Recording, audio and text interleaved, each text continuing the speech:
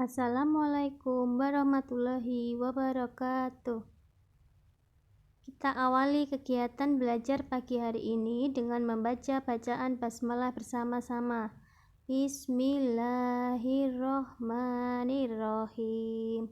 Pada pertemuan hari ini kita akan belajar tema 4, subtema 2, kewajiban dan hakku di sekolah. Tetap semangat ya mengikuti pembelajaran dari rumah. Kalian bisa siapkan buku pulpena kalian di halaman 121. Menentukan dua bilangan yang selisihnya diketahui. Kalau kemarin kita sudah belajar penjumlahan, sekarang kita belajar yang selisih. Pengurangan merupakan lawan dari operasi penjumlahan. Bagaimana cara menentukan bilangan yang selisihnya telah diketahui? Langkah-langkahnya sebagai berikut. Yang pertama, untuk mendapat bilangan pertama, tentukan sebuah bilangan yang lebih besar dari yang diketahui. Jadi bilangan pertama itu lebih besar dari yang diketahui. Yang kedua, untuk mendapat bilangan kedua itu caranya kurangi bilangan yang pertama dengan bilangan yang diketahui. Misalnya di situ tertulis A kurangi B itu hasilnya 210.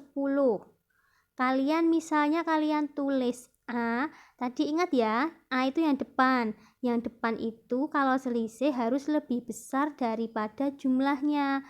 Jumlahnya di situ kan 210. Kalian ambil yang lebih besar.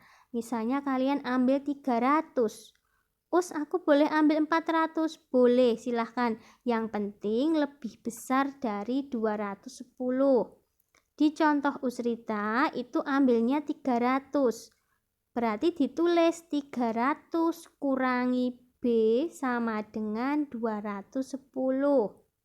B-nya berapa? Yang besar tadi, yang pertama tadi kurangi dengan hasil yang diketahui.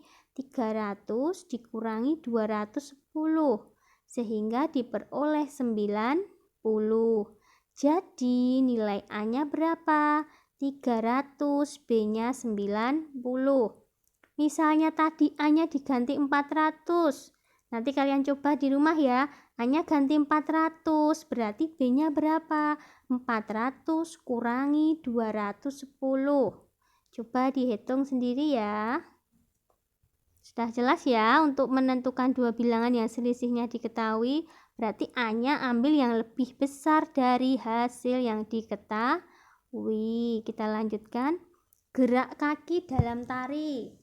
Masih ingat gerak kaki dalam tari? Buka di halaman 124. Gerak merupakan unsur utama dalam tari. Gerak pada tari biasanya menjadi simbol akan hal yang ingin diciptakan oleh penari atau pencipta tari. Gerak kaki dalam tari ada bermacam-macam. Yang pertama ada gerak kaki rapat di bagian tumit dan membuka di ujung. Jadi seperti sikap kalian kalau upacara. Kakinya perhatikan ya di gambar itu. Terus yang kedua sebelah kanannya gerak menekuk kedua lutut kaki. Jadi lututnya agak ditekuk sedikit. Yang ketiga bawahnya gerak kaki kanan di depan, kaki kiri dan kebalikannya. Itu bisa kalian praktekkan di rumah. Yang keempat, gerak mengentakkan kaki. Yang kelima, gerak kaki kanan di depan, kaki kiri dan kebalikannya. Dan yang keenam terakhir, gerak jalan ke samping kiri atau samping kanan. Itu bisa kalian praktekkan sendiri di rumah. Kita lanjutkan. Menyusun kalimat saran berdasarkan teks tentang kewajiban dan hak di sekolah. Masih ingat kalimat saran? Ingat ya, kalimat saran itu menggunakan kata seharusnya, sebaiknya, hendaknya. Di sini Kalimat sarannya akan disusun berdasarkan teks tulis tentang kewajiban dan hak di sekolah. Kalian bisa perhatikan Bu Pena halaman 126. Di situ ada teks sekolah yang bersih dan sehat. Kalian simak ya. Sekolah yang bersih dan sehat merupakan tempat yang baik untuk belajar. Sekolah yang sehat adalah sekolah yang terhindar dari polusi dan kotoran. Polusi dapat muncul dari asap pembakaran sampah dan asap rokok.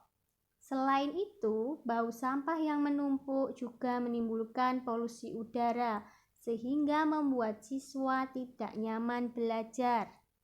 Semua pihak yang ada di sekolah bertanggung jawab atas kebersihan dan kesehatan sekolah. Beberapa cara menjaga kesehatan sekolah adalah siswa dapat membuat jadwal piket di setiap kelas, tidak membakar sampah namun menguburnya, larangan merokok di dalam lingkungan sekolah, dan ada tempat sampah di setiap kelas.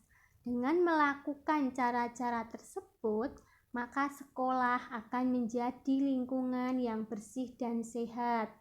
Nah, dari teks itu kalian tuliskan 3 kalimat saran yang sesuai dengan teks yang Usrita bacakan tadi di halaman 126. Kalian tulis saran kalian di buku tugas kalian masing-masing. Kita lanjutkan, kewajiban dan hak sebagai warga sekolah. Setiap siswa memiliki kewajiban untuk menjaga lingkungan sekolahnya agar tetap terlihat indah dan rapi. Kewajiban kita di sekolah, di lingkungan sekolah, yang pertama, menjaga kebersihan lingkungan sekolah. 2. Menjaga dan memelihara fasilitas sekolah seperti perpustakaan, UKS, lab. 3. Bermain di halaman sekolah pada jam istirahat. 4. Membuang sampah pada tempat sampah. 5. Tidak mencoret-coret tembok dan fasilitas sekolah. Setelah kita melaksanakan kewajiban di atas tadi, kita akan mendapat hak kita. Hak kita apa?